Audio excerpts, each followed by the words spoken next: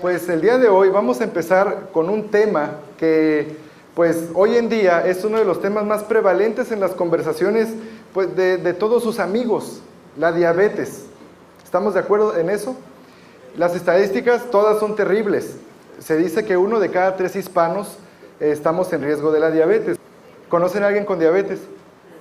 Sí, es un tema que a mí no levanten la mano, ya están aquí apuntando. Es un tema que me gusta mucho porque es un tema muy sencillo de abordar, una enfermedad la prevención es muy sencilla y también lo es el tratamiento. Sin embargo, la desinformación que tiene el paciente lo lleva a pasar años con las cifras de azúcar alta sin tener un control como a él le gustaría.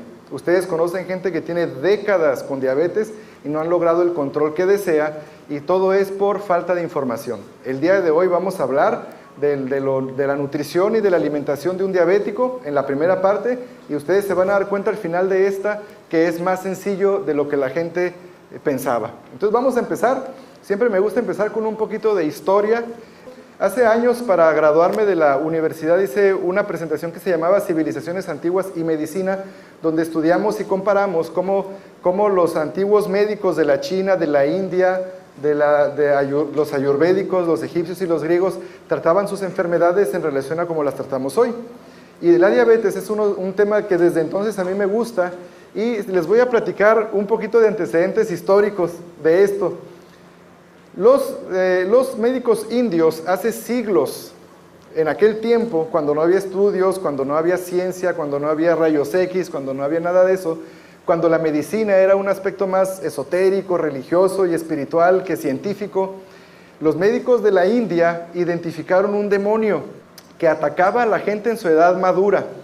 Ese demonio se le metía a la gente, y ese demonio hacía que la gente tuviera mucha sed, que tuviera una forma descomunal de orinar, que tuviera una forma descomunal de comer, y a pesar de estar comiendo de esa forma, perder peso, sufrir un adelgazamiento de sus piernas, una hinchazón de su abdomen o de su vientre, y después quedarse ciego y después morir. Lo identificaron como un demonio. Hace siglos. ¿Les suena a la diabetes eso?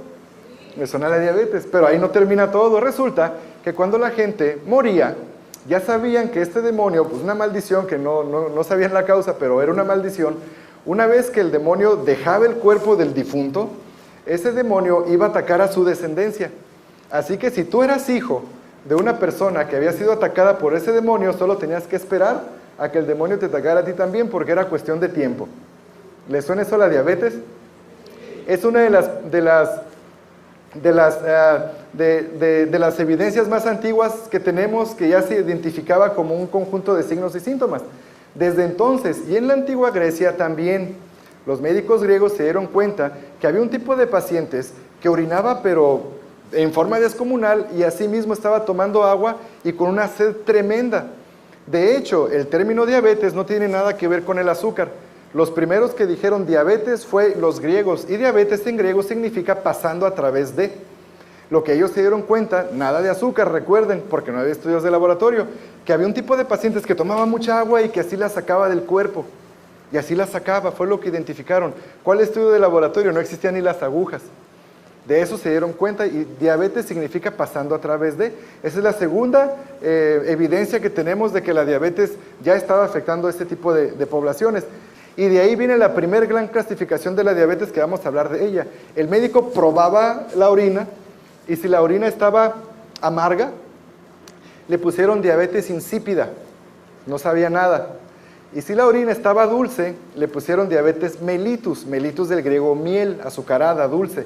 Y de ahí viene la primera gran clasificación de la diabetes. ¿Cómo la ven?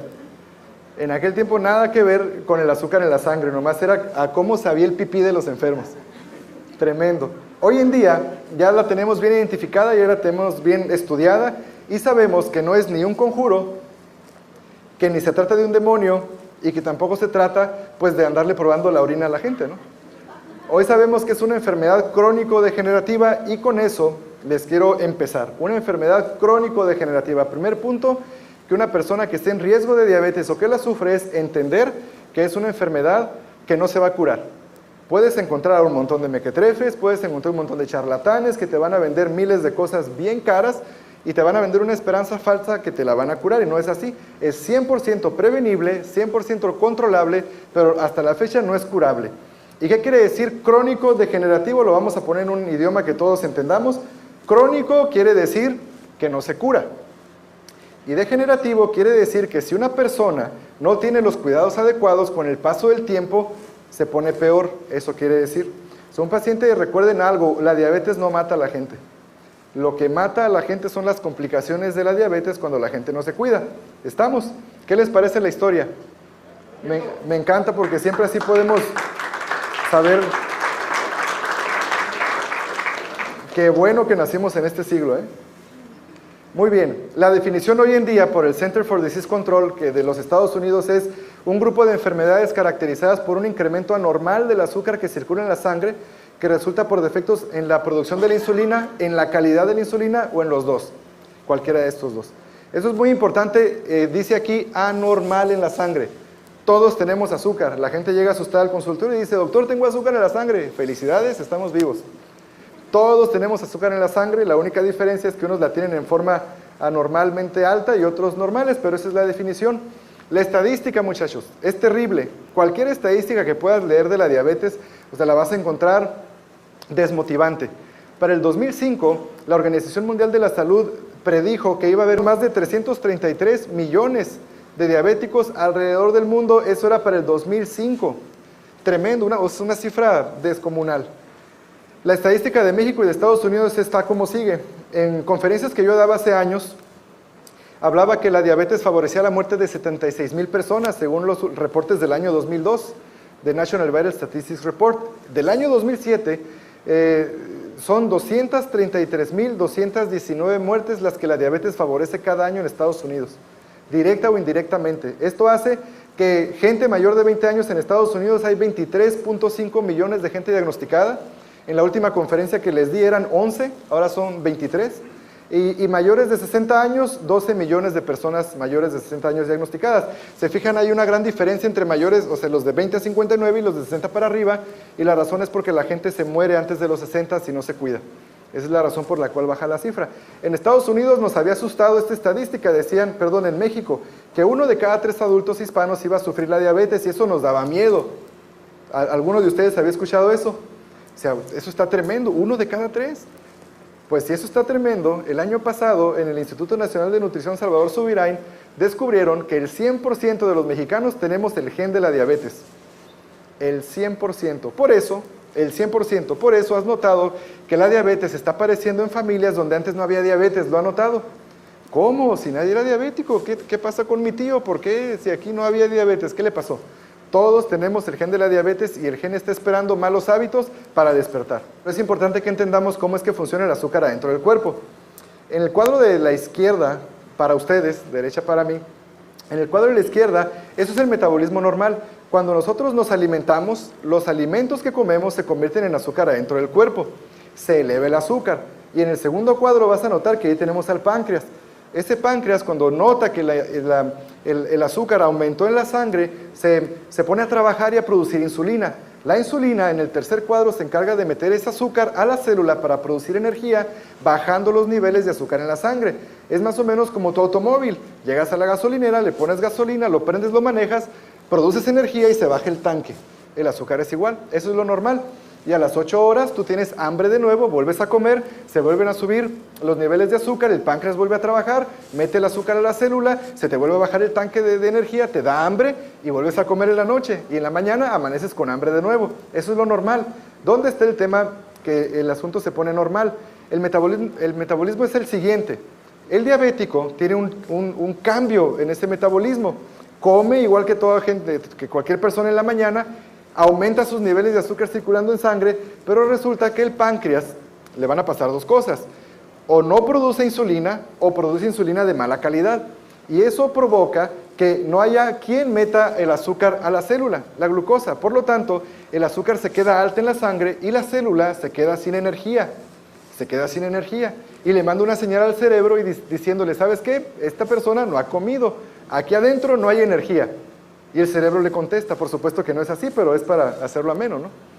Le contesta, no tienes energía, pues ahorita voy a hacer que coma de nuevo, y por eso el diabético le vuelve a dar hambre. Entonces vuelve a comer, se vuelven a incrementar los niveles de azúcar en la sangre, el páncreas no puede trabajar o está insuficiente o está de mala calidad y el azúcar se queda de nuevo aumentada en la sangre. En la noche, el paciente diabético come de nuevo, se eleva el azúcar, el páncreas no funciona bien, el azúcar se queda elevado en sangre, en la noche le da hambre de nuevo, sube el azúcar y ¿cómo crees que le amanece el azúcar a la siguiente mañana? Alta. Eso es la diabetes, es el metabolismo anormal porque el páncreas ya sea que no está produciendo la insulina que debe o que la insulina que está produciendo sea de mala calidad. Y aquí viene la clasificación, jóvenes, aquí viene la clasificación y esto se los pongo para que vean en dónde vamos a hablar. Como te platiqué, la diabetes, los griegos la identificaron como mellitus y la identificaron como insípida dependiendo si había azúcar en la orina o no había azúcar en la orina. La insípida no tiene nada que ver con el azúcar circulando en la sangre, es un defecto de la vasopresina que se libera en el cerebro y no tiene nada que ver con el azúcar. La diabetes mellitus es la que se clasifica en tipo 1 cuando empieza desde la infancia y la persona no produce insulina, o tipo 2 cuando alguna vez en su vida tuvo la capacidad de producir insulina, pero ya de adulto algo pasó y ya no la puede producir, que es el más común.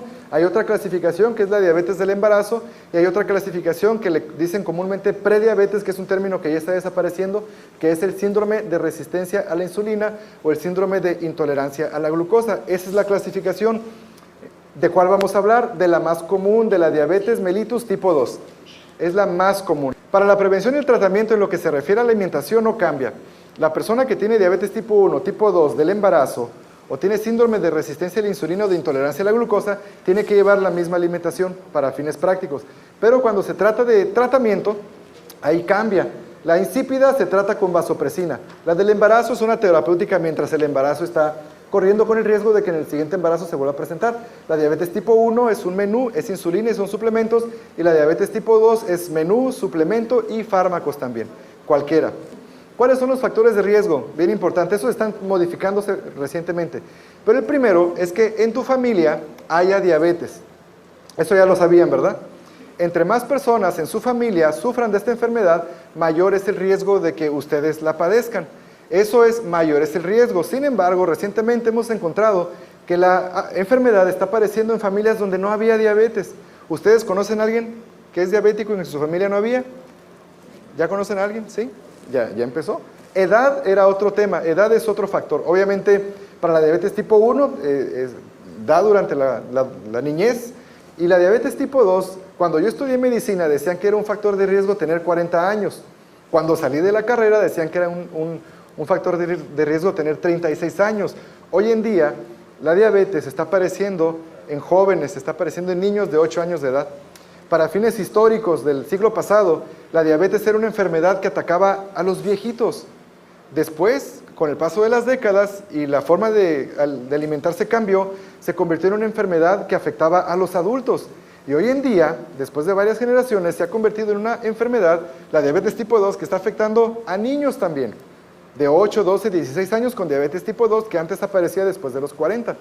Grupo étnico también. Ser hispano es un factor de riesgo. Ser hispano es un factor de riesgo. El hispano que vive en Estados Unidos porque está adoptando la forma de comer del americano. El hispano que vive en México porque está adoptando la forma de comer del americano. O sea, es igual. Estamos, antes que comíamos todo lo que producíamos ahí cerquita, pues estaba bien, porque las familias de antes comían lo que estaba ahí en el rancho. Ahora ya no, ahora comemos del mercado. Todo es altamente procesado, altamente refinado, que no brinda nutrientes, que brinda calorías vacías, y eso está acelerando la aparición de la diabetes y afectando al hispano. Hábitos perjudiciales también. Hábitos perjudiciales como tabaquismo, alcoholismo y sedentarismo. Sobrepeso y obesidad. 80% de los diabéticos cuando debutan están en sobrepeso. Colesterol y triglicéridos, tenerlos elevados es otro factor de riesgo. Tener una alimentación desbalanceada obviamente es otro. Y cuando alguien tuvo bebés de 4 kilos o pesó 4 kilos o más al nacer, ese es otro factor de riesgo. No sé si se acuerdan que antes los bebés nacían así chiquitos. ¿Y los de ahora? Jumbo, ¿no? Jumbo. Ok. Hablando de factores de riesgo, entre más factores de riesgo tenga una persona, más es la posibilidad de presentar la enfermedad, eso es obvio, ¿no? Y obviamente entre más pronto se quiten los factores de riesgo, más se aleja la posibilidad de desarrollar la enfermedad. De estos factores de riesgo hay de dos tipos, hay los que son no modificables y hay los que son modificables. Obviamente, la conducta del ser humano es enfocarse en lo que no puede cambiar. ¿Estamos de acuerdo? O sea, por una parte tenemos genética, grupo étnico y edad que no podemos hacer nada al respecto, y por otra parte tenemos hábitos alimenticios, colesterol, triglicéridos, peso corporal y sedentarismo que sí podemos modificar. ¿En dónde crees que se la pasa renegando el paciente? Es que si mi papá no me hubiera heredado este gen, es que si estuviera más joven, oye, olvídate de los no modificables, por eso se llaman no modificables, no hay nada que puedas hacer al respecto. Pero vamos a enfocarnos en los que son modificables. ¿Hábitos alimenticios se pueden modificar? Sí. Totalmente. ¿En cuánto tiempo puedes tardar para modificar tus hábitos alimenticios? Un día. ¿Colesterol y triglicéridos los puedes disminuir? En semanas. ¿Peso corporal? En semanas o meses. ¿Sedentarismo? En un minuto. O sea, esos son cinco factores de riesgo que tú puedes cambiar en el momento que lo decidas. Sobre todo el primero. Teniendo mejores hábitos alimenticios, mejoras tu colesterol, tus triglicéridos y tu peso corporal. Muy bien, la prevención. La diabetes, si en tu familia hay personas con diabetes, no necesariamente tú vas a sufrir con la misma suerte como el demonio de la India. La Fundación Americana de la Diabetes dice que es una enfermedad que se puede prevenir, totalmente prevenible. Entonces vamos a hablar de eso el día de hoy. Ok, ¿cómo se diagnostica? Se sospecha por antecedentes y síntomas. Generalmente no lo sospecha la persona que la tiene, la sospecha alguien que está cerca de la persona que la tiene. Se da cuenta que su hermano le cambió el aliento, se da cuenta que su marido está orinando mucho, se da cuenta que su mujer está tomando agua como desesperada y lo sospechan. Ah, pues si tu mamá es diabética, ¿por qué no te vas a hacer un examen? Y se confirma con un estudio de laboratorio sumamente sencillo, un piquete en la vena, mandamos medir el azúcar en la sangre y de ahí lo podemos diagnosticar. Sumamente sencillo de diagnosticar el estudio. Síntomas, importante por los que no se lo saben, para que puedan identificar este tipo de enfermedad en los suyos, es un aumento en la producción de orina. Es el primero. Un aumento en la sed y un aumento en el hambre. Y la persona puede estar perdiendo peso a pesar de estar comiendo el doble o triple de lo que antes comía y estar en un peso mayor. Pérdida de peso y masa muscular es otra de las características. Un aliento característico. ¿Alguien ha olido a un diabético? Tiene un olor a fruta fermentada en su aliento. Eso se produce porque algunas sustancias, como el cuerpo ya no puede producir energía del azúcar porque no está entrando a la célula, toma elementos del músculo para producir energía y cuando estos elementos se volatilizan salen por el aliento como un gas. Salen por el aliento y es un aliento característico que se llama aliento cetogénico. Y también el cansancio característico de la persona. Esos son los síntomas que la persona empieza a desarrollar. Bueno, el inicio. Sumamente importante que cuando ustedes identifican esos síntomas en ustedes mismos o en una persona llegada a ustedes, pues que rápidamente se lo hagan saber y que eviten alguno de esos inicios. Cuando la persona inicia, en algunos casos, hay diferentes formas que esto puede suceder, pero hay una muy común y la gente puede identificar un detonador o un gatillo que le disparó la diabetes. Todos conocemos abuelitas o señoras que dicen, es que después de tal accidente o de tal evento me despertó la diabetes. Hay otra, se le llama honeymoon o luna de miel. Esta es una muy típica donde la persona empieza a tener síntomas y un allegado a él le dice, ¿sabes qué? Estás teniendo síntomas de diabetes, ¿por qué no vamos a hacerte un estudio? Y la persona se niega, obviamente. ¿Conocen gente así? Tenemos que ir a un laboratorio. Vamos al laboratorio, le sacamos sangre, le sale alta el azúcar en la sangre y se pega un susto de su vida y empieza a hacer todo lo que le habían dicho por décadas que hiciera y no había hecho, lo empieza a hacer en 2 semanas. Se empieza a tomar sus fármacos, empieza a cambiar sus hábitos, se pone a hacer ejercicio, deja la cheve, todo empieza a hacer. Pero el cuerpo compensa y el páncreas se pone a trabajar duro y entra en una fase de autocontrol y cuando el paciente regresa a hacerse estudios y le salen bajos o normales los niveles de azúcar, el paciente afloja y dice, es que se equivocó el doctor, y entra en esa etapa de honeymoon o de luna de miel, donde, entonces ya no voy a hacer ejercicio, ya no necesito mis fármacos, ya no necesito de mis suplementos, ya no necesito de mi alimentación especial, ya no tengo diabetes. No, sí tiene diabetes, ya debutó, nomás que está entrando en una fase de autocontrol, y esa persona ya no vuelve a ir al médico hasta que le pasa otro susto. ¿Conocen gente así? Ok, y ya de repente, otra vez está con el aliento característico y con los síntomas, y los familiares están insistiendo que regrese al médico, pero el tipo se niega. ¿Los conocen? Ok. Otra, cetoacidosis diabética y coma hiperosmolar es lo que yo quiero evitar en ustedes. Prevenir es nuestro principal objetivo. La cetoacidosis y el coma hiperosmolar son elevaciones de azúcar arriba de 500, arriba de 800 y en algunos casos con pérdida del conocimiento, coma propiamente dicho, donde la gente puede llegar al hospital en coma, en una camilla y estar en terapia intensiva e incluso fallecer. Algunas personas personalmente conozco que han debutado con síntomas que no les prestaron atención, que hicieron cetoacidosis, después coma, después llegaron al hospital y murieron 18 horas después. Gente menor de 30 años, yo conozco, para que no piensen que eso solamente le sucede a la gente mayor. Y esa es la actitud que mucha gente toma. Es que no tengo nada. Muy bien, complicaciones. Las complicaciones obviamente van a aparecer, va a haber tres factores vamos a mencionar. Entre más alta esté el azúcar de la persona, pues más riesgo tiene de complicaciones. Segunda, entre más tiempo pase. Y tercera, sus cuidados. Si es una persona mal cuidada, que tiene el azúcar muy alta y que no hace caso a nada, su pronóstico es malo.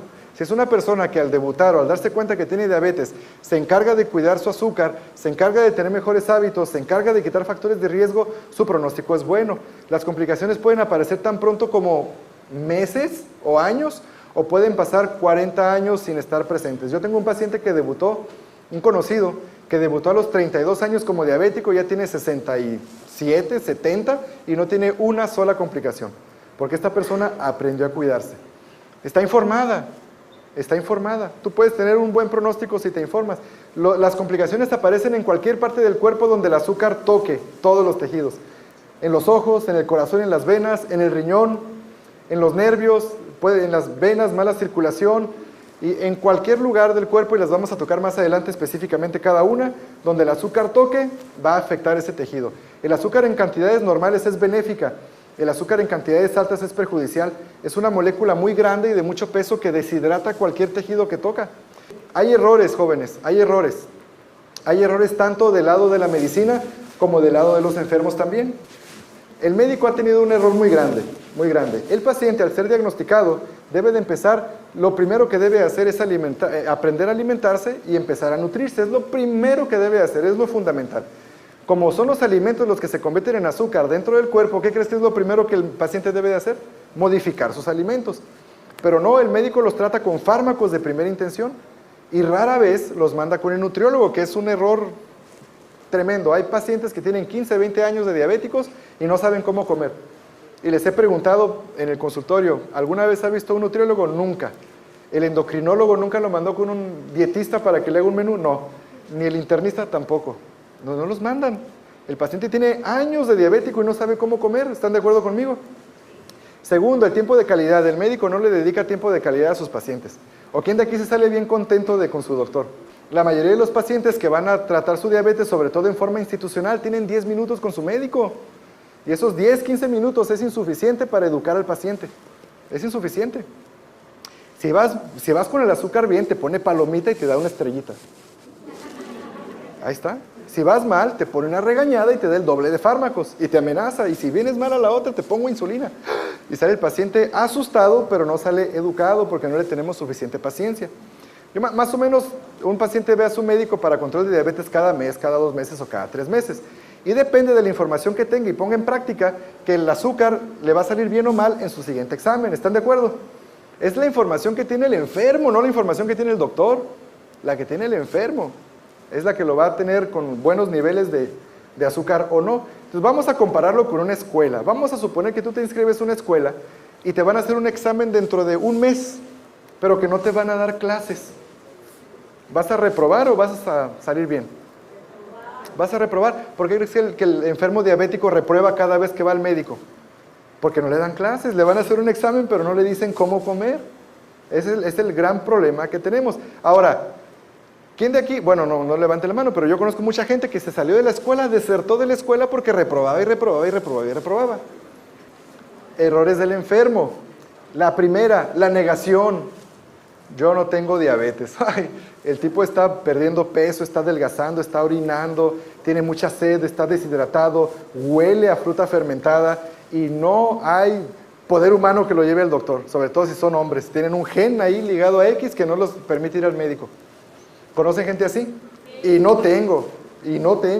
Es el primero, una negación, porque síndrome del avestruz, este paciente piensa que por negarlo se va a desaparecer y no, la enfermedad va a progresar hasta que haga sus estragos.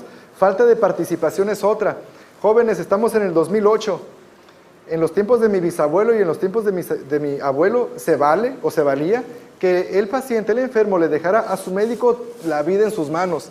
Hoy en día no, vivimos en la era de la informática, en la era de la información, donde tú puedes obtener más información en el Cosmopolitan que de tu médico.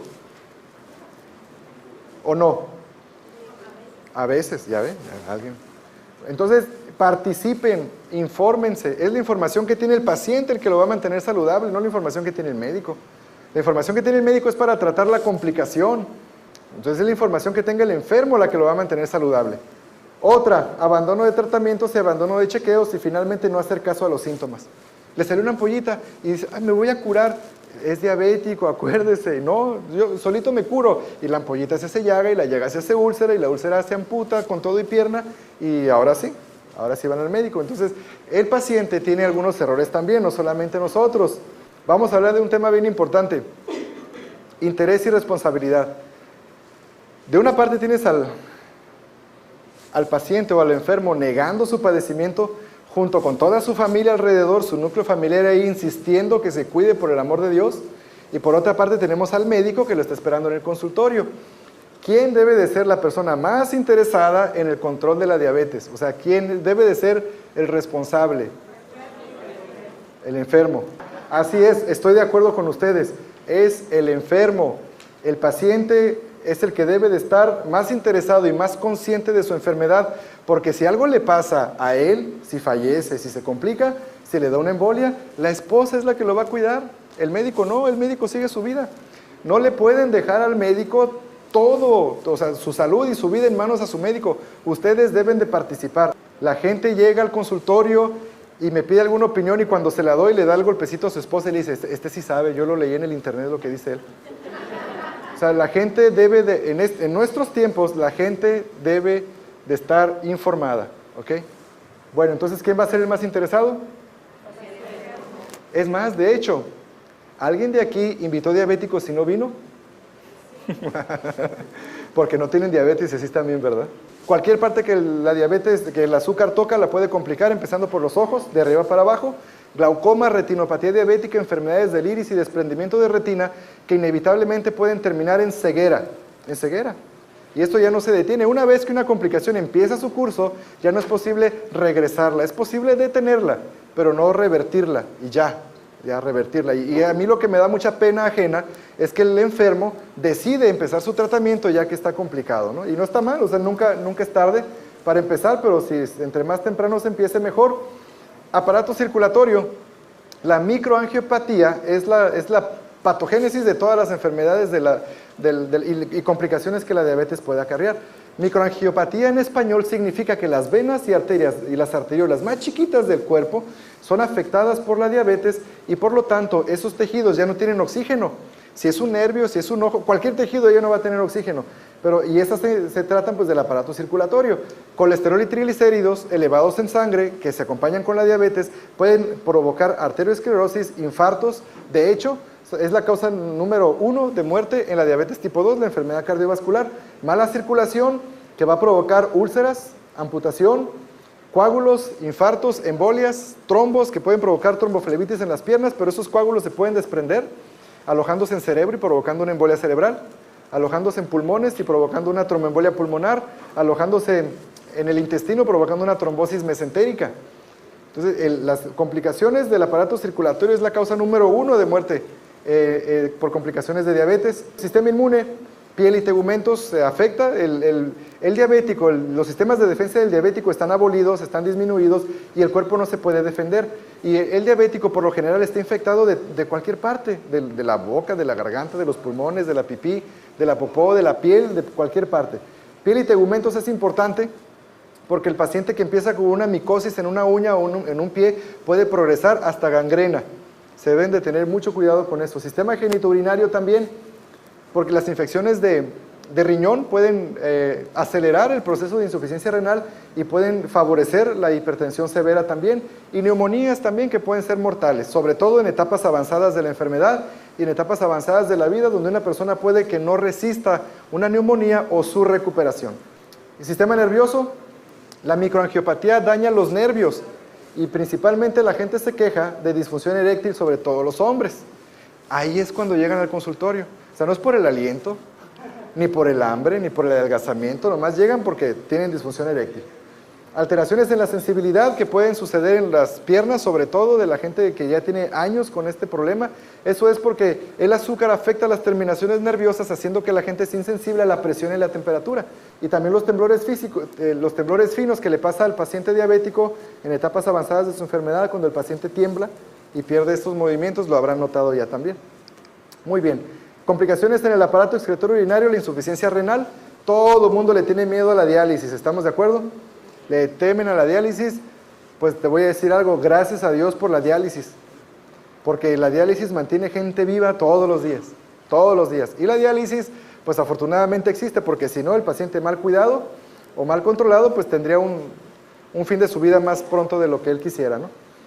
Lo que hace en el sistema excretorio urinario, cuando el riñón deja de funcionar por falla renal, deja de sacar del cuerpo sustancias tóxicas que al quedarse adentro afectan pulmones, riñón, venas, que se llaman urea y creatinina, y como esto los puede matar prácticamente, por eso el paciente tiene que ir a diálisis, para que una máquina fuera de su cuerpo haga la función del riñón, sacando, ahora ya la diálisis peritoneal ya se ha quedado muy atrás, la mayoría de la gente se está hemodializando, y la diálisis es la que limpia la sangre de las sustancias tóxicas que el riñón deja dentro del cuerpo. Es la causa de muerte número 1 en diabetes tipo 1, es la falla renal. Ok, prevención y terapéutica, los dos.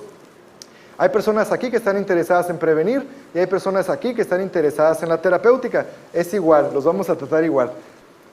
La prevención y la terapéutica depende de esto que está aquí, medicamentos y citas. No debe, si una persona ya está bajo tratamiento, no debe de abandonar su medicamento hasta que el doctor se lo diga. No la comadre, el médico. Ay, me cayó mal la medicina, pues deje la comadre. Ah, ok, mi comadre me dijo. El médico es el único indicado. No deje de acudir a sus citas. El menú es importante. Un diabético, se van a asombrar, pero un diabético puede comer tan bien y tan rico como una persona que no es diabética. También, nomás haciendo algunos cambios en el índice glicémico. Ejercicio, también, peso corporal, sus exámenes de sangre frecuentes, si la persona tiene la enfermedad, para saber cómo está, y si la persona está en riesgo, pues para saber que sigue en riesgo y que no estás debutando. Manejo de los síntomas también, y hacer caso de los suplementos alimenticios. La gente está tomando suplementos alimenticios porque es una forma muy efectiva, rápida y segura de manejar sus síntomas y disminuir y ayudar al tratamiento a bajar los índices de azúcar. Muy bien, vamos a empezar primero por el menú balanceado. Es el punto principal, es la primera línea de tratamiento de la diabetes. Este menú, si un diabético todavía no tiene su menú, está incompleto su tratamiento, así de sencillo. Y hay miles de pacientes diabéticos, y si no millones, que no tienen y no llevan un menú como deberían. Este menú debe de ser elaborado por un profesional. Pues este menú, hay escuelas para ello. No te lo puede hacer ni el cardiólogo, ni te lo puede hacer el internista, ni te lo puede hacer el endocrinólogo, ni te lo puede hacer el médico general. Hay licenciados en nutrición, nutriólogos, diplomados en nutrición que se dedican a eso. Así como la gente que está especializada en nutrición no te puede dar fármacos, así el médico no sabe de nutrientes, y no sabe de menús, y no sabe de dietas, no sabe. Por eso la persona lo primero que debe de hacer, si ustedes ya, alguno de aquí es diabético y todavía no tiene un menú, debe de acudir a un especialista en esa área para tener un menú. Y que se lo haga alguien que sabe. No bajen una receta de internet. Ese menú va a ser muy delicioso, va a ser sabroso, va a ser rico, va a depende del sexo de la persona, si es hombre o mujer, del peso, de la estatura, de la edad y de la actividad física. Y lo único que va a cambiar entre una persona que tiene diabetes y no tiene diabetes es el índice glicémico. A un diabético le vamos a manejar índice glicémico bajo en sus alimentos, y a una persona que no es diabética normal, y a un diabético le vamos a quitar grasas saturadas. Es todo. De hecho, el menú del diabético es el menú que todo mundo debería de llevar. Todo mundo lo deberíamos de llevar. Y te lo voy a platicar un poquito. Hipócrates dijo hace 2500 años, 400 años antes de Cristo, que tu alimento sea tu única medicina. Es una información que podemos considerar obsoleta, sobre todo porque él vivió en Grecia 400 años antes de Cristo y nosotros vivimos en Tijuana en el 2008. ¿Okay? En aquel tiempo no había ni restaurantes, no había ni refrigeradores. En aquel tiempo la gente cuando le dabas comida se curaba. Hoy en día cuando le quitas comida la gente se cura. Se cura. Entonces vamos a manejar, mira, hay dos aspectos muy importantes, macronutrientes y micronutrientes, y vamos a hablar un poquito de los dos. Cuando hablamos de macronutrientes, es en forma de los macronutrientes como los que sabemos un poquito de menús, es como contamos y hacemos el balance que el paciente va a tener. Son proteínas, carbohidratos, grasas y agua, los macronutrientes, y proporcionan energía. La mayoría de la gente estamos consumiendo energía de más, ¿están de acuerdo conmigo? ¿Cómo lo notas? Pues en el físico, ¿no? Esa energía de más, cuando no la consumimos, se almacena en nuestro cuerpo en forma de... Así es. Al diabético, el especialista en nutrición le va a balancear un menú que va a ir aproximadamente de 1500, 1200, depende de cada paciente, no te puedo decir una cifra, pero cualquier cosa entre 1200 a 2000 calorías, 1800, algo así, dependiendo del tamaño de la persona.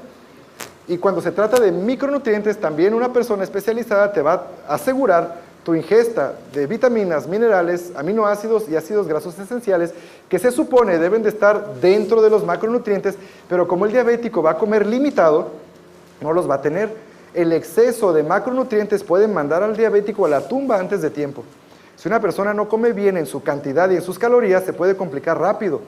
Pero la escasez de micronutrientes, por otra parte, va a acelerar el proceso de enfermedad, va a acelerar las complicaciones y también puede mandar al diabético a la tumba antes de tiempo. Por lo tanto, tenemos que considerar ambos. Debemos de tener en cuenta los dos. Cuando hablamos de alimentación, mira, cuando llega la gente al consultorio y se pone a llorar conmigo porque el doctor en el Seguro Social le dijo que no podía comer fruta. No sé si les ha tocado. Que el paciente le pregunta al médico, y, oye doctor, y coma bien, le dice el médico, pero ¿qué es eso? Pues no coma fruta, ni tortillas, ni pan. Ay, y se sale el paciente todo, pues entonces dígame mejor que sí como. Que sí como, no que no como. Muy bien, un paciente diabético puede comer fruta y aquí es donde está la diferencia. Lo único que vamos a hacer es, el paciente debe de comer fruta con bajo índice glicémico. El índice glicémico es un número que tienen los alimentos, entre más alto sea, más rápido y más se eleve el azúcar dentro de un paciente después de que se lo come. Y vamos a comparar el dátil, que tiene un índice glicémico de 110, que te va a subir el azúcar rapidísimo, con la toronja, que tiene un índice glicémico de 25, que es muy bajo. Si tú fueras diabético, ¿cuál de los dos te gustaría comer? La toronja. Entonces, puede comer fruta un diabético. La sandía con un índice glicémico de 72 y las cerezas con un índice glicémico de 22. ¿Cuál crees que sea mejor para el diabético? Las cerezas. ¿Y cuál crees que come el diabético? La sandía, ¿no? La papaya con un índice glicémico de 59 y la manzana con uno de 38. ¿Cuál crees que sea mejor para el diabético? Pero la papaya es buena, tiene fibra. Sí, sí tiene fibra, pero también tiene índice glicémico alto. Entonces mejor come manzana y tómate unas cápsulas de fibra. Mejor, que no tienen calorías. Cuando se trata de, fíjate, cereales también. ¿Cuál debe de comer el diabético? El cereal de fibra, no el cereal de maíz. ¿Estamos de acuerdo? Y el super nopal acá, nuestro símbolo patrio. El nopal, cura la diabetes el nopal. No la cura, pero es buenísimo porque tiene el índice glicémico más bajo de todos los alimentos. Un índice glicémico de 10. Un paciente puede comerse 1 kilo de nopal, 2 kilos de nopal al día, hasta que le salga una tuna en la cabeza. Puede comer nopal todos los días. Puede hacerlo y sus niveles de azúcar no se van a elevar. Grasas. Esto es bien importante porque hay pacientes que llegan al consultorio, y aquí vemos algunos médicos que dicen, doctor, yo te juro por mi mamá y por la Virgencita de Guadalupe y las Chivas también del Guadalajara, te juro, dice, que yo no como cosas dulces. ¿Por qué tengo el azúcar alta? Por las grasas, jóvenes. La gente se la pasa, los diabéticos, es que yo me como mis taquitos de tripa, no son dulces. Y mis carnitas y mis chicharrones, pues ¿a poco? Pues esos no tienen ni azúcar, dice la gente, ¿no? Pero resulta que las grasas saturadas van y afectan el receptor de la insulina que se abre para que entre el azúcar a la célula. Entonces una persona que tiene una dieta alta en grasas saturadas va a tener un mal control en su diabetes. Por eso hay gente que está, tome y tome pastillas, póngase y póngase insulina, sin dieta y el azúcar al tope. Nomás dejen de las grasas. y el azúcar les va a quitar dejar las grasas saturadas o las grasas animales, les va a disminuir la resistencia a la insulina y va a poder trabajar mejor la insulina del paciente, va a poder trabajar mejor. Al ratito te platico el suplemento que yo utilizo para eso, pero por lo pronto utilicen carnes con bajo contenido de grasa, como salmón, atún, pechuga de pollo, y dejen chorizo, tocino, jamón, bolonia, salami, T-bones, hamburguesas también. No, por eso la gente dice, es que eso no es dulce. Pues sí, pero es el contenido de grasa animal el que te va a hacer esa resistencia. ¿Estamos de acuerdo? Entonces, estamos hablando de menú. Ahora, le cambiamos al ejercicio. ¿Ustedes creen que una persona puede hacer unos 20, 30 minutos de ejercicio cada tercer día? ¿Creen que eso sea como del otro mundo? Pero puede ser cuestión de vida o muerte. Ustedes deciden qué prioridad ponerle a eso. El ejercicio, pues el ideal es el aeróbico, que puede ser natación, puede ser aeróbics, puede ser bicicleta, spinning, cualquier cosa que te haga sudar y te aumente el ritmo cardíaco.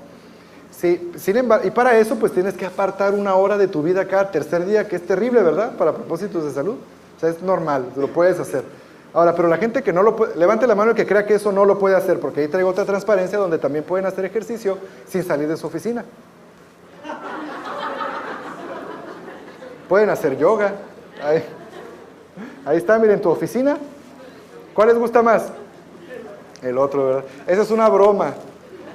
Solo para decirte que no tienes opción. Debes de hacer ejercicio.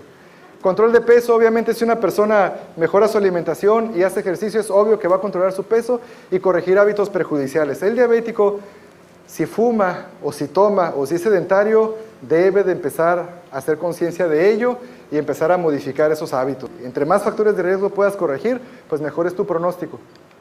Ok, más fármacos. Si el médico te dio fármacos, no los dejes de tomar, no los cambies por ningún té, no los cambies por nopal hasta que el médico te lo diga. Glucometría es bien sencillo. Puedes ir a cualquier farmacia y comprar un glucómetro donde te puedes medir en tu mano el azúcar cada tercer día. Eso sí, cada mes o cada 2 meses, depende de tu manejo y de tu control, hacerte un examen de sangre en un laboratorio bien así, donde vas a pagar y te van a dar un reporte. Ahí sí. Y los chequeos médicos no los abandonen. Hay gente que deserta el tratamiento médico y después se arrepiente porque ya llega con complicaciones.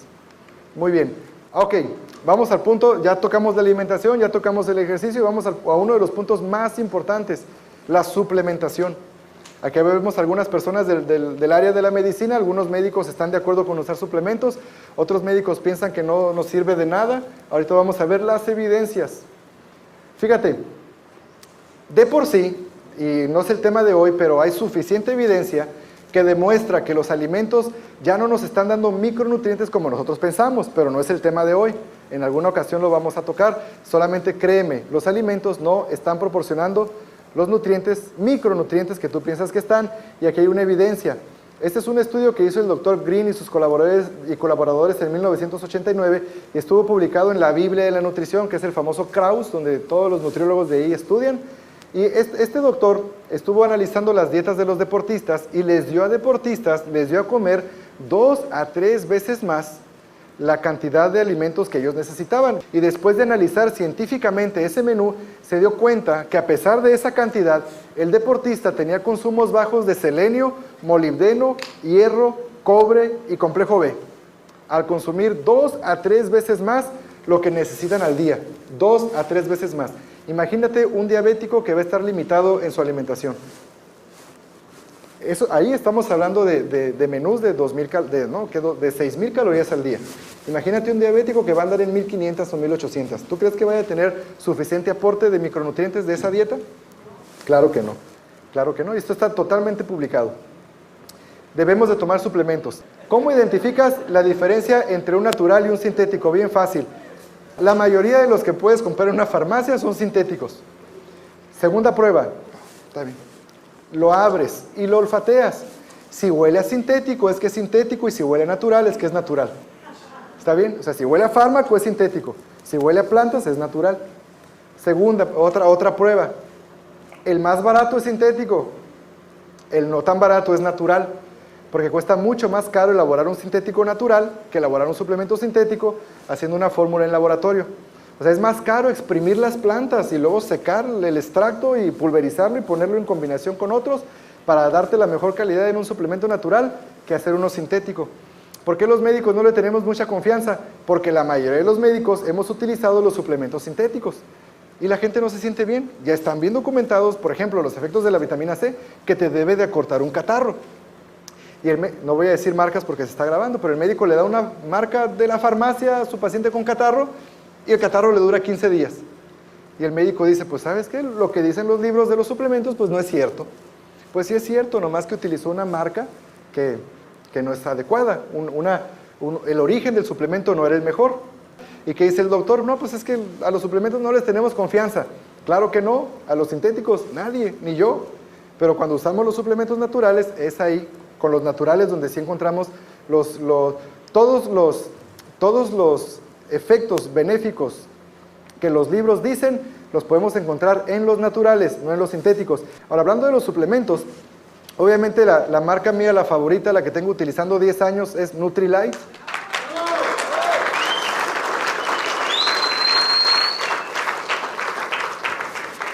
Como buen médico, yo era un escéptico total del uso de los suplementos hasta que los empecé a utilizar los naturales.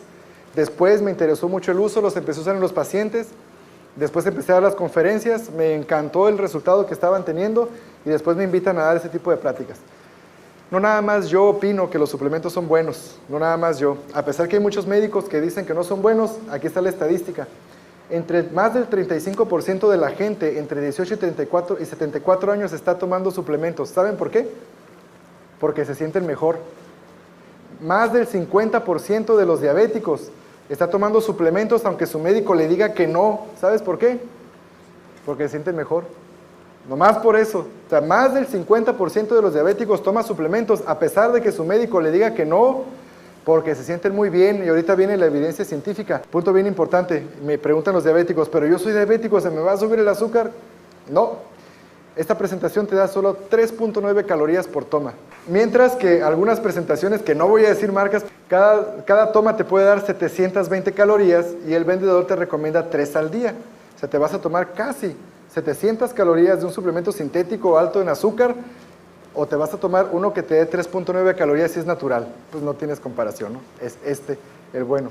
Muy bien. Ahora, sustitutos alimenticios. Esto es importante porque hay algunos diabéticos, que yo soy un firme creyente, que no puedes hacer hábitos de un día para otro. Es posible que hay gente que lo haga y es posible que haya gente que no lo haga. A veces les toma semanas y les toma meses empezar a tener nuevos hábitos. Hay un paciente que está comiendo huevos con chorizo, queso y frijolitos refritos todas las mañanas de su vida, pues va a ser bien difícil aprender a comer en una semana. Por lo tanto, y a veces hay pacientes hoy en día que salen a la carrera de casa sin desayunar y se van a pasar por cualquier restaurante de comida rápida o se van a tomar un café de 700 calorías de azúcar y grasa o se van a comer unos tamalitos, unos burritos, que llegue el maestro de las oficinas, burritos, deme uno de chorizo, no alcancé a comer en casa. Entonces, eso en la práctica yo prefiero que se compren un sustituto de alimento y se lo coman en vez de la comida. Hay barras, hay proteína en polvo, hay proteína líquida, hay proteína y barras de sustitutos de alimento que están balanceadas en sus calorías, en sus macronutrientes y solamente con 220 o 170 calorías que no te van a elevar el azúcar como si consumieras un alimento o un desayuno mal balanceado. Aquí te voy a enseñar algunos estudios que demuestran que el uso de los suplementos es benéfico y es importante, porque hay gente que me dice, oye, ¿y yo puedo tomar suplementos? Y le contesto a la gente, no solamente puedes tomar suplementos, debes tomar suplementos, y aquí te va la razón. Esto es una publicación del año 2000 que se llamó Hacia un tratamiento totalmente nutricional para la diabetes tipo 2 y estuvo publicada por la revista Hipótesis Médica en marzo del 2002, volumen 54, página 438, para el que la quiera leer. Y dice, el tratamiento de la diabetes debe incluir cromio para la resistencia de la insulina por el músculo liso, ácidos grasos esenciales para la resistencia de la insulina por las células grasas, biotina, que es del complejo B, en altas dosis para que el hígado no libere tanta azúcar en exceso, y la coenzima Q10, que es una enzima de la parte de las vitaminas que protege al páncreas. Si un diabético no tiene estos 4 micronutrientes, su tratamiento está incompleto. Del 2000 a la fecha. Puede que lo que yo te esté diciendo esté encontrado con lo que algún médico te diga, pero aquí está la evidencia científica. Cromio lo tenemos en una presentación que se llama Glucose Health. Ácidos grasos esenciales lo tenemos en una presentación de omega 3. La biotina la tenemos en el XX o en el Natural B Complex o el complejo B natural, y la coenzima Q10 también la tenemos. Un diabético no solamente puede tomar esos suplementos, sino debe estar tomando esos suplementos día a día. ¿Qué tan rápido se le va a corregir el azúcar? Tan rápido como 4 días en algunas personas, en algunos 7 y en algunos 15. De todo hemos tenido. Para que te des una idea, hace ratito hablábamos del zinc. ¿Cuántos huevitos necesita un paciente para tener el zinc que necesita? ¿Quién se acuerda? 41. 41, muy bien. El Colegio Americano de la Nutrición en 1998 dice que la deficiencia de zinc en un diabético lo puede predisponer a enfermedades del colesterol, enfermedades del hígado y presión alta. 3 enfermedades que pueden ser mortales por la falta de un solo mineral, el zinc. ¿Cuántos huevitos se come el diabético al día? No está comiendo zinc. Hay otra fuente muy rica en zinc, es el hígado de animal. ¿Quién de aquí come hígado? Pues ya no lo hagan. El hígado era muy saludable cuando los que tenemos más de 30 lo comíamos cuando estábamos chamacos, porque era un alimento barato y las vacas eran del cerro. Ahí la mataban y te daban el hígado. Ahora los animales son de granjas de cultivo de animal y están hechos con alimentos sintéticos, proteína, purinas, antibióticos, y el hígado lo filtra todo. Entonces, ¿tú te quieres comer ese hígado? Yo no. El hígado de antes estaba rico, el hígado de hoy, yo digo, no te lo comas. Pero fíjate, la deficiencia de un solo mineral te puede provocar 3 enfermedades que pueden ser mortales. Ahora tú dime, ¿conoces a un paciente diabético que tenga presión alta, colesterol e hígado graso? Es bien común. La deficiencia de zinc es muy común, y como no la puedes obtener el zinc de tus alimentos, debes de tomar suplementos nutricionales. La vitamina A es otro tema. La vitamina A protege los ojos de la gente, refuerza el aparato inmune, influye en la calidad de las hormonas sexuales y protege la piel. Dime, ¿de qué se queja el diabético? De los ojos, de la piel, del aparato inmune porque está infectado de todos lados, y los hombres de las hormonas sexuales de mala calidad. Ahora, ¿por cómo está el tema con la vitamina A? Nosotros comemos carotenos, no comemos vitamina A. Los alimentos tienen 5 veces más carotenos que vitamina A. Cuando estamos comiendo zanahoria, estamos comiendo más carotenos que vitamina A. Nosotros comemos la zanahoria, los que no somos diabéticos, en el cuerpo, en el intestino, el caroteno es transformado a vitamina A y nosotros utilizamos la vitamina A. Pero resulta que el diabético no puede hacer esa conversión, y por más verduras de hoja verde y zanahoria que come el diabético, no va a poder convertir los carotenos a vitamina A. Por eso va a tener esta deficiencia y todos esos signos y síntomas. Es importante que un diabético tome vitamina A de un suplemento ya como vitamina A, no carotenos en los alimentos, sino vitamina A. Otro, la diálisis. Y esto se las pongo porque con frecuencia me dicen, pero es que está en diálisis, ¿puede tomar suplementos? Debe tomar suplementos, debe tomar suplementos. ¿Quién ha visto cómo sale un paciente de la diálisis? Mal, sale deprimido, sale cansado, se infartan después de la diálisis. Pues la diálisis, pues bendita sea, porque mantiene viva a la gente. Pero así como limpia la sangre de sustancias perjudiciales, también se queda con muchas sustancias benéficas, y después de la diálisis el paciente termina mal. Esto es de 1999. Si un médico te dice lo contrario, es porque no ha leído esto, no se ha actualizado o no está en la búsqueda. La dieta típica de un paciente renal que le falla el riñón es baja en complejo B. El factor urémico afecta la actividad de los folatos y piridoxina, que son del complejo B, y los ácido fólico. Muchas vitaminas del complejo B se pierden en la diálisis a una tasa mayor que la normal en el proceso de la excreción urinaria, que es lo normal en un paciente, ¿no? Sin diálisis. Es claro que pacientes con falla renal, incluyendo los predializados, trasplantados, necesitan una suplementación especializada que cubra los requerimientos de esta enfermedad y su manejo. Lo que me llama mucho la atención de este artículo es que no dice, come frutas y verduras, aliméntate sanamente, dice suplementación. Y los artículos más recientes de la diabetes están hablando de suplementación. Están hablando de alimentación, claro que sí, pero todo va enfocado a que ya la gente debe de tomar suplementos nutricionales. Un diabético debe de tomarlos. Conozco muchos médicos que le dicen, estás en diálisis, no tomes vitaminas, no tomes suplementos. Esos doctores, con todo respeto, están desactualizados, están un poquito retrasados en su información. Desde 1999 ya sabemos que lo debemos de hacer. El complejo B y todo lo que yo te mencioné está en la XX y el complejo B natural, que está a tu disposición. Esto fue publicado en 1998 y se llama Cromio, la intolerancia a la glucosa y la diabetes, por el Journal of American College of Nutrition. en diciembre del 98 y dice: el cromio en forma de picolinato mejora las cifras de azúcar o glucosa, de insulina y de colesterol en la diabetes tipo 2 y del embarazo. Así también alivia los síntomas de la neuropatía sin efectos adversos documentados. ¿Qué tan rápido? He visto resultados tan rápidos como 3 días, he visto resultados tan lentos como 15 días. ¿Cómo se les hace a ustedes ese periodo? ¿Corto o largo? Considerando que hay gente que tienen años sin poder bajar sus cifras de glucosa, nosotros le hemos dado doble X combinado con Glucose Health, combinado con Omega y con complejo B a los pacientes, y tan pronto como en 3 días se le empieza a bajar el azúcar.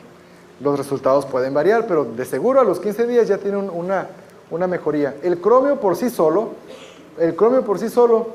mejora las cifras de azúcar circulando en la sangre, de colesterol, y le alivia a la gente los síntomas de neuropatía, que es cuando el azúcar carcomió, por decirlo de alguna forma, los nervios, y estos se hacen incapaces de transmitir los estímulos nerviosos. Solamente el cromio. Ahora, diabéticos, ¿su médico ya les dio cromio? Todavía no, ¿verdad? Pues ya soy su médico yo, tomen cromio. ¿Ok? Cromio, paciente diabético o en riesgo de diabetes debe tomar cromio. Y acuérdense que la diabetes es una enfermedad que se puede prevenir. Y aquí está el cromio, mira, en Glucose Health. Está combinado en el Glucose Health el cromio con el vanadio. El vanadio es otro elemento importantísimo, un mineral importantísimo. ¿Quién de ustedes me puede decir en qué alimentos podemos encontrar el vanadio? Nadie, ¿verdad? Olvídate, tómatelo en forma de suplementos. No entres en detalles. Hubo alguna serie de artículos en Canadá, y eso estuvo publicado en Canadian Journal of Physiology and Pharmacology en el año 2000. Algunos estudios dicen que el vanadio corrige las cifras de azúcar porque imita la insulina, y otros estudios dicen que el vanadio corrige las cifras de azúcar porque le da poder a la insulina del enfermo. Cualquiera de los dos que sea, pues el enfermo va a tener un beneficio. Entonces todos los enfermos de diabetes y la gente que está en prediabetes debe de estar consumiendo vanadio todos los días. Hay otro importantísimo: hay millones de personas diagnosticadas con síndrome de resistencia a la insulina, síndrome de intolerancia a la glucosa y prediabetes. Hay millones de personas diagnosticadas como tal que solamente están latentes. Esas personas pueden empezar a prevenir como si fueran diabéticos de una vez, y también estos suplementos le van a ayudar a la persona a quitar esa resistencia a la insulina. El Glucose Health, que tiene cromo y vanadio, el Omega, doble X, Natural B Complex o complejo B y la coenzima Q10. Hay personas que yo le he quitado la insulina al paciente inyectada en 2 semanas solamente utilizando Omega.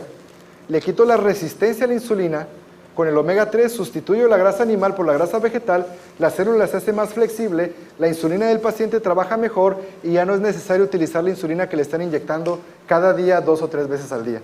Entonces, así en 2 semanas, muchachos, así de benéficos son. Complicaciones pueden ser en todo el cuerpo, pero para cada parte del cuerpo que se complique hay una serie de nutrientes que te va a ayudar a prevenirlos. En el caso de los ojos, vitamina A, zinc y todos los antioxidantes.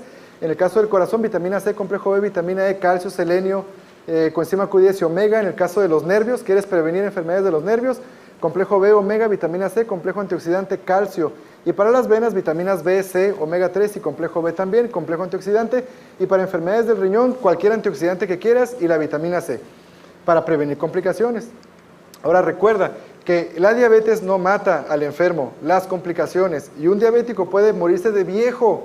Se puede morir de viejo un diabético si aprende a vivir con la enfermedad y a controlársela.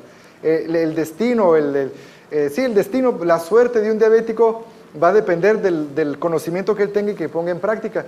Ya para despedirme te voy a poner aquí un gráfico de una paciente que llega al consultorio después de 20 años de diabética, llega al consultorio maltratada, mal controlada, y me dice: doctor, yo no voy a tomar fármacos ni aunque me los des y me los recetes y me los pongas en la mesa, no me los voy a tomar. Tengo 20 años, estoy interesada en alimentación y en nutrición.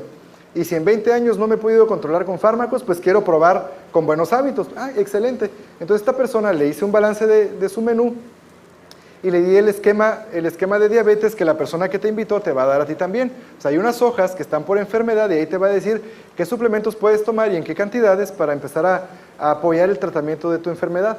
Esta señora cuando llegó traía el azúcar en 356, mal controlada. Pesaba 72.2 kilos, traía 318 de colesterol con 299 de triglicéridos con azúcar en la orina. De alguna forma el riñón saca azúcar por la orina para ayudarle al cuerpo a eliminar ese exceso que trae.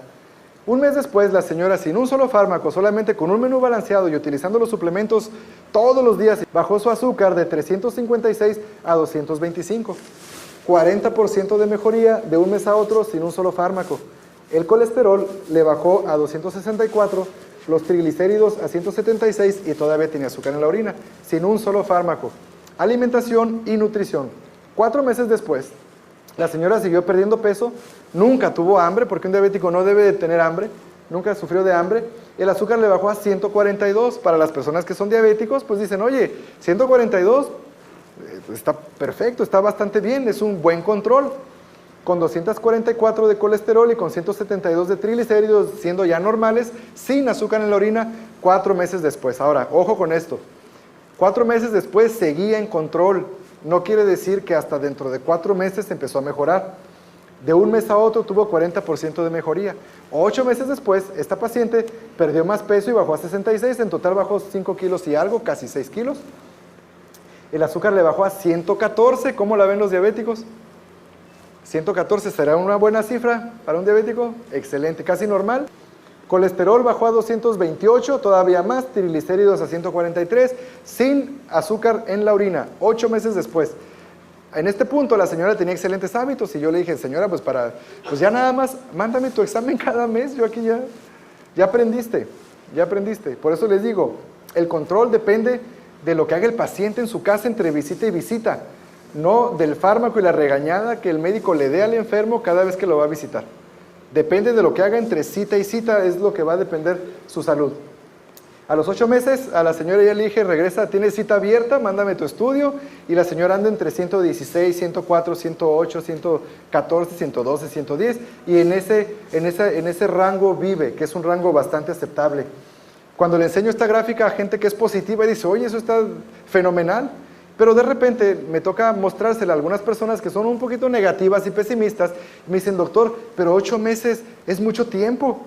Digo, sí, ¿cuánto tiempo tiene usted de diabética? No, 10 años. ¿Y cuándo ha llegado a 114? Nunca. Dice, 8 meses no es nada. Considerando que usted en 10 años nunca ha logrado una cifra así de buena, ¿no? Entonces no es nada. Eso es lo que le puede pasar a un diabético cuando cuida su alimentación, pero sobre todo su suplementación.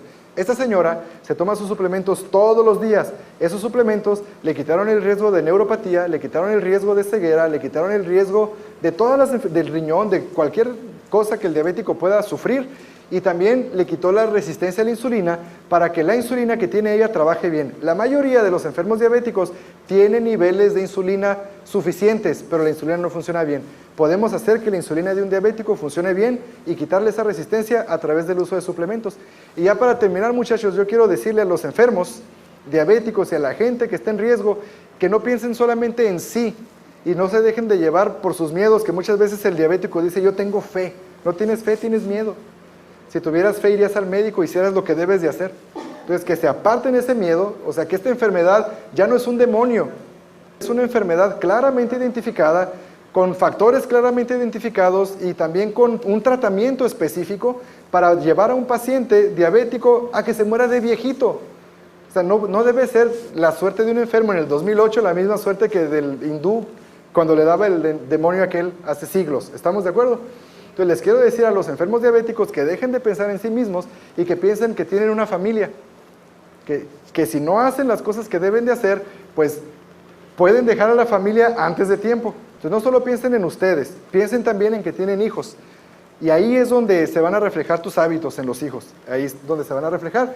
Y recuerden esto, ¿cómo pueden ustedes saber si lo que yo les digo es cierto? ¿Cómo pueden saber? La única forma que ustedes pueden saber si lo que yo les estoy diciendo es cierto es poniéndolo en práctica. ¿Estamos de acuerdo con eso? Ahora, si lo pones en práctica y resulta que yo tenía razón, ¿te vas a ver beneficiado o te vas a ver perjudicado? Entonces, ¿tienes algo que perder? ¿Tienes algo que ganar? Entonces, háganlo, muchachos, háganlo y su futuro y su pronóstico va a ser mejor. Y recuerden eso, la salud no solamente es tener el conocimiento, es aplicarlo también. Pongan en práctica buenos hábitos, tomen suplementos todos los días, infórmense y ustedes van a tener una vida larga y saludable y los que son diabéticos se van a morir de viejitos, no de enfermos. ¿Estamos de acuerdo? Fue un placer haber estado con ustedes. Buenas tardes, nos vemos en un momento.